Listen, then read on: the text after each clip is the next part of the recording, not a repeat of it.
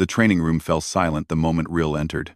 Every species represented in the Galactic Coalition's elite military academy had learned to recognize the gait of a Vex'Ari predator. The distinctive clicking of retractable claws on metallic flooring, the low rumble of breath from a chest built for marathon hunts across frozen tundras, the shimmer of silver-black fur that could camouflage against starlight itself. Rill was young, barely past their second molting, but already stood taller than most of the cadets assembled for tactical combat training. The Cathrel delegate from the insectoid hive worlds pressed themselves against the far wall, compound eyes flickering with ancient genetic memory. The Orcs, peaceful traders who had never known war until the Scourge Wars, turned their gelatinous bodies away, unable to mask the chemical fear scent they released. Even the Thorian war monks, bred for battle across 3 centuries of selective evolution, shifted their weight and gripped their ceremonial blades tighter. Rill surveyed the room with amber eyes that held the cold calculation of apex evolution. 63 cadets. 17 species. All of them afraid. All except one. Mira Solon sat cross-legged on the training mat in the center of the room. Her dark hair pulled back in a simple braid. Her expression one of mild curiosity, rather than terror. She wore the standard gray combat suit of the academy, and her posture was relaxed, not the frozen stillness of prey, but the ease of someone comfortable in their own skin. Rill's nostril slits flared, analyzing the chemical composition of the room. Fear pheromones saturated the air like a toxic cloud. But from the human? Nothing. No adrenaline spike. No cortisol surge. Just the steady, calm scent of someone waiting for class to begin. The predator cub's tail swished once, a gesture of intrigue among their species.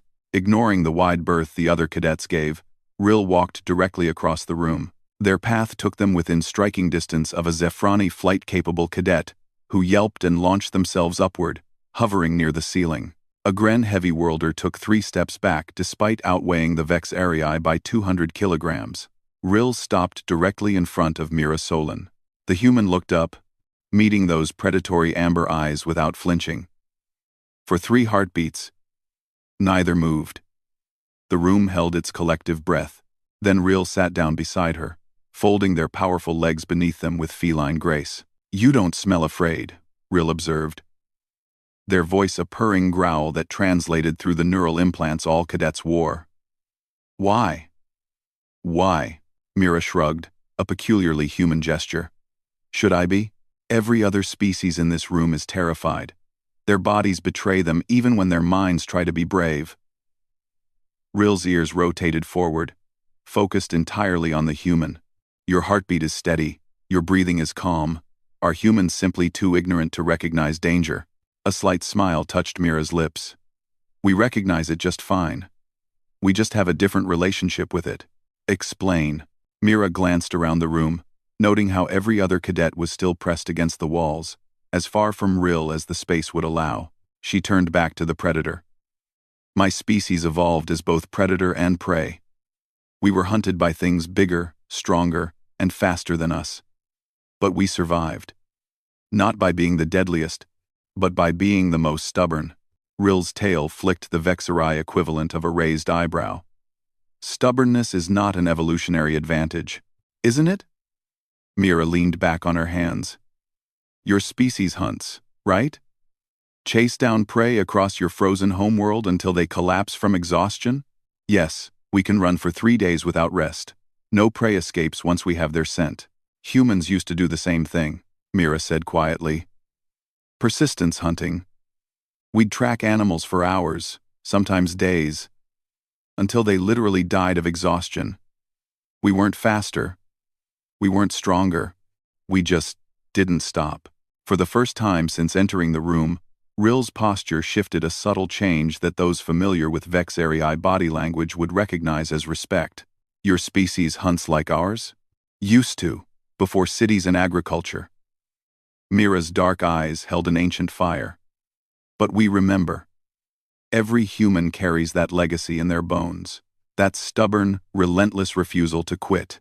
We call it spite, sometimes, or determination. It's why your presence doesn't scare me, Rill. Because somewhere deep down, some old part of my brain recognizes you not as a predator to fear, but as a competitor to respect. The tactical instructor, a four-armed Kelvar veteran, finally found their courage and entered the training floor. Cadets, formation positions. We have much ground to cover today. The instructor stopped mid-sentence, staring at the unprecedented sight of a Vexarii predator sitting calmly beside a human cadet. The two of them engaged in quiet conversation while every other species in the room maintained maximum distance. Rill stood in one fluid motion, then offered Mira a clawed hand to help her up, another gesture that made several nearby cadets gasp. In Vexarii culture, offering one's hunting claws to another was a sign of profound trust. Mira took the offered hand without hesitation and let Rill pull her to her feet. Perhaps, Rill said softly, this explains why humans are the only species to have domesticated predators as companions. You see them not as threats, but as kindred spirits. We had wolves before we had agriculture, Mira confirmed. Dogs are still our best friends. Mira, coming botter. The instructor began organizing the cadets into combat pairs for the day's exercises. When they reached Rill and Mira, they hesitated, datapad hovering uncertainly. Cadet Solon, and the instructor's translator struggled with the proper Vexarii honorific. Young Hunter Rill. You will partner together for today's combat scenarios. Around the room, cadets exchanged glances of disbelief and relief. Disbelief that the human would willingly spar with a Vexarii. Relief that they wouldn't have to. Rill's tail swished in what might have been amusement. This should be interesting. Mira rolled her shoulders, loosening up. Remember what I said about stubbornness? Yes. Good. Because I don't intend to make this easy for you. For the first time since entering the training room, Rill made a sound that the translator interpreted as laughter, a deep, rumbling purr that echoed off the walls. I would be disappointed if you did. As the other cadets began their exercises, still maintaining careful distance from the human and the predator, Rill and Mira faced each other on the central mat. The Vexarii's natural advantages were obvious: superior strength, speed, reflexes honed by millions of years of predatory evolution. But as they began to spar, something remarkable happened. Mira didn't win, not exactly. But she didn't lose either. Every time Rill thought they had her cornered, the human would slip away with an unpredictable move. Every time the predator's superior speed should have ended the match, Mira's stubborn endurance kept her in the fight.